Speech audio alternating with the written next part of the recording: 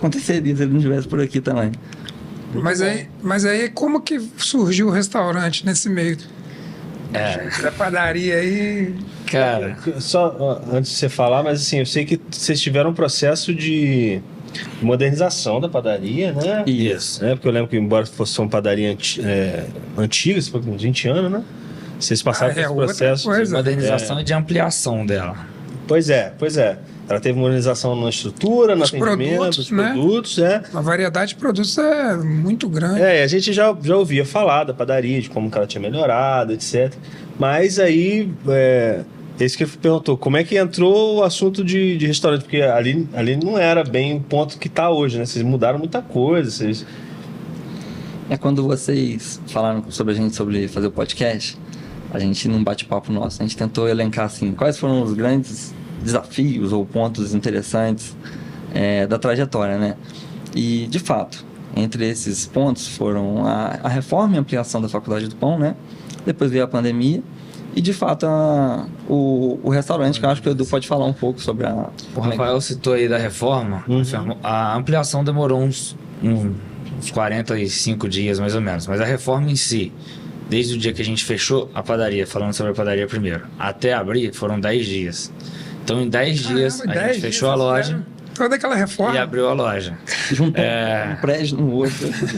Tinham obras assim, teve dia de a gente chegar e ter 35 pessoas dentro do mesmo lugar e não cabia gente, porque era pedreiro, servente, serralheiro, gesseiro, pintor e a gente, aquela loucura. Mas vocês fizeram em 10 dias. O piso que a gente colocava no lugar, a gente não esperava o dia seguinte para andar, já tinha escada por cima e mexendo. Então foi uma loucura. 10 dias que eu falo, a gente fechou dia 29 de julho, de fechar e botar tudo em promoção. Foi aquele... como é que fala, né? Saldão. Bota fora, tipo aquele, bota fora. Bota fora. A gente botou biscoito a R$1, tudo. Aí aquela loucura de gente. Só pra escoar mesmo. Só pra escoar, porque eu não tinha onde guardar. Porque a gente tirou tudo que tinha lá dentro, então porque eu tinha que vender aquilo tudo. E reabrir. E a gente reabriu dia 9 de agosto. Ou seja, esses 10 dias aí, dia 9 já estava tudo produzido lá para fora. A gente pronto estava dia 8. Então ainda tinha que produzir tudo que a gente ia colocar para fora. Foi muito corrido mesmo. A obra começava às 6 da manhã e acabava às 9, 10 da noite. Era aquela loucura assim mesmo. Aí outra dificuldade, a pandemia, porque foi algo que a gente não imaginava. Então, foi onde a gente foi... Porque tudo isso chega no agridoce, né? A pandemia vem fechando tudo e a gente sempre tinha aquela assim, vamos fazer delivery. E, tudo vira uma dificuldade, né? A gente nunca viu delivery de padaria, né? Até a pandemia, eu vou vender. Não tinha visto ainda. Eu acho que delivery de quase tudo surgiu que não existia antes, surgiu na pandemia. E realmente... Né? No início a gente veio a pandemia, foi numa sexta... Eu lembro que a gente recebeu o aviso, acho que foi numa sexta-feira. Ficamos assim assustados. E na segunda-feira a gente já estava com o celular na mão fazendo delivery. Não vendia nada no início, tentando mas fazer alguma coisa. Começando. E a gente veio com muita movimentação. Foi na época de investimento em publicidade, panfleto, né? A gente estava entregando muita coisa. A pandemia teve um ponto interessante, né? Porque... a padaria tinha uma pegada muito de atender estudante, né? Ela tem uma localização ali, atendia hospital estudante. E na pandemia, né, não tinha estudante, a gente teve que se virar aí com as armas que a gente tinha. A movimentação na rua diminuiu muito. A gente estava próximo ao hospital, então a galera tinha medo de ir lá e pegar Covid. Cara, foi loucura. A gente viu, foi doideira. Nossa, realmente não tinha pensado nisso. Vocês saíram de um ponto que era muito bom para um ponto que era horrível. Era perigoso. E pra gente também era horrível. Tinha gente falando assim, o médico sai do hospital, toma café na padaria e deixa o Covid lá. E a gente... E aquela loucura.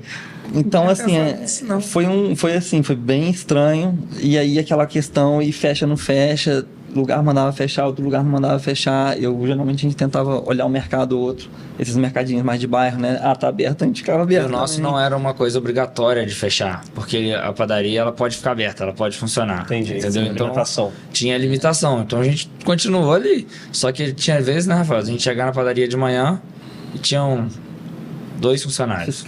Um funcionário.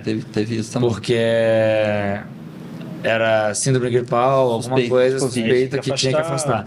E aí era aquele... Eu até dei uma surtadinha, assim, fiquei com algum pânico em relação. Pânico, eu falo assim, um receio de Covid, porque todo dia eu ficava com muito medo, e eu que montava a parte de escala, aquela coisa toda, eu olhava pro meu irmão e falava, Rafael, não sei o que eu vou fazer, cara, não tem gente, não tem como trabalhar, não tem?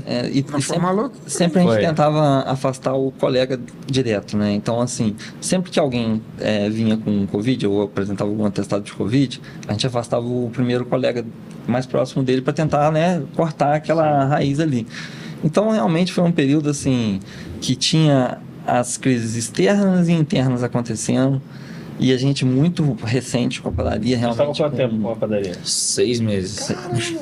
7 meses reaberto. Foi em março que veio, a gente reabriu em agosto. Tava engrenando. Mas foi interessante. Por quê? Porque teve a virada que a gente conseguiu dar de chave, que vamos começar a fazer delivery, vamos começar a atender os bairros mais distantes de Valença, que não estão só aqui na nossa região, vamos tentar apresentar o que a gente tem aqui para a população de Valença.